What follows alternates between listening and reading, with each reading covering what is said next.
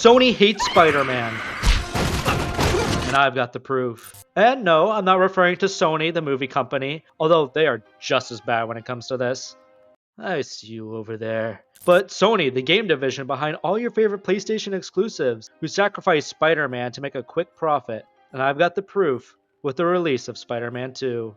Now, if you do or don't know, I'm a Spider-Man fan. My first video is literally a Spider-Man video, although if I watched it now, I'd gouge my eyes out or rip my ears off. So as a fan, I got that drive for criticism and never being happy with what I'm given. But that's not the case this time. Here's a little background for what I'm talking about. Spider-Man 2 has been in development since the first game, I'd assume, because why else would you have an end credit scene? But since then, the studio behind Marvel Spider-Man, Insomniac Games, has had to focus on Miles Morales and Ratchet & Clank Rift Apart, with development on both Spider-Man 2 and Marvel's Wolverine, which were introduced alongside each other back in 2021. Spider-Man 2 was set to release as a PlayStation exclusive on the PS5 and continued the story of the beloved first game and its spin-off title. I unfortunately don't know the specifics of the actual development cycle and which teams they had working on the game, but in interviews it's made evident that Insomniac wanted to include as much as possible in this installment, and this is where we hit a roadblock.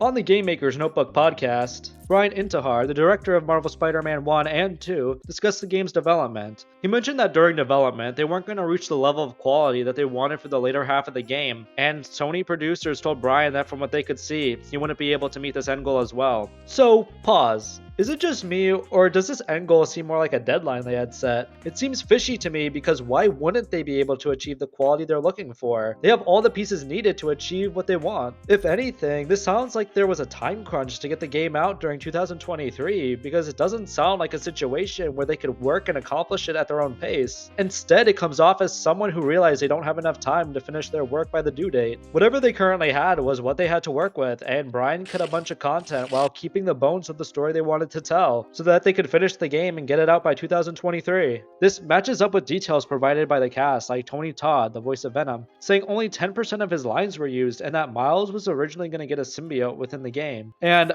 somebody got access to the dev PC version of the game and started mining, and found several boss fights with other symbiotes like Phage, Lasher, Agony, and Riot, and that they were originally going to adapt separation anxiety into the game. I should also mention the concept art, although keep in mind that concept art from any game does not reflect the final product, as things always change in terms of writing or development. It does seem like a noticeable tonal change from what we ultimately got, and it seems like they intended to go all out with the symbiotes in this game. And I think it's clear to me that the original vision couldn't be met with the rush to get this game released, and the story had to be reworked into what we have now. And this is reflected in the later half of the game. After Peter acquires the symbiote, the game seems to be rushing to the end. Keep in mind, we don't get the symbiote until the halfway mark, and then we cover a quick version of the symbiote arc, chasing the lizard, Miles getting kidnapped and fights Mr. Negative, Peter versus Craven, Peter versus Miles, Harry becoming Venom, Craven dying, Venom going on a rampage, a symbiote invasion, Peter getting the anti-Venom suit, the final fight between Miles, Venom, and Peter,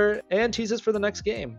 There's just so much crammed into the last half of the game that it's gonna make me go into a comatose state with how much they're throwing at me. The iconic symbiote arc is typically a complex exploration of power, responsibility, and in this case, addiction through loss, stress, and not being enough. But we barely see Peter's descent into addiction, and instead we're rushed into the suit being evil, and in response making Peter evil. It's just a poor execution of Peter's development and his response to the loss of Aunt May. When people talk about Peter struggling with his life balance and falling into addiction, it sounds great, but in execution it's not handled with the time and respect it deserves. But at least the game is still functioning narratively. Until Venom.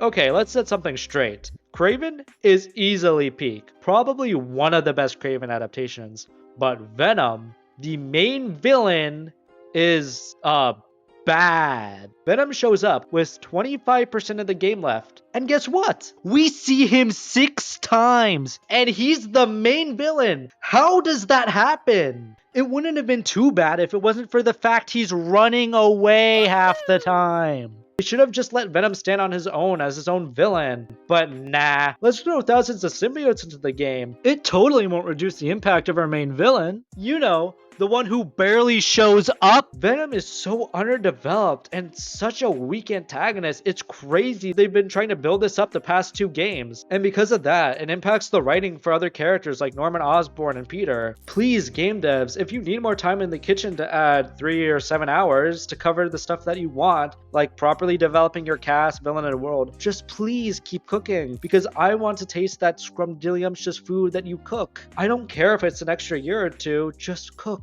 I know it's not up to Insomniac. They're just the chef, we're the consumer, and Sony is Gordon Ramsay yelling at Insomniac to get the food out of the kitchen. There might be some sides missing and possibly some bugs, but hey, at least they got it out. However, is this all evidence that Sony hates Spider-Man? Not necessarily. I'm not trying to get shot down by a billion-dollar company. I ain't famous enough to get JFK'd. Sony likely craved a PlayStation exclusive for 2023 to boost sales and stabilize its income. Spider-Man is a proven seller, with the first game selling at least 22 million copies, so who wouldn't want another slice of that pie? So Sony rushed up its development cycle to ensure another successful year. And guess what? It worked. A lot of fans largely ignored the flaws, like the story and the rushed pacing, and it ended up with more than 10 million copies, and it's one of PlayStation's best sellers. And it's still going to be making a heck of a lot more money as time goes on. But does success really matter when you're only seen as a cash cow? Sony might not hate you. In fact, they love you, but it's only because of the money and financial gain that you give.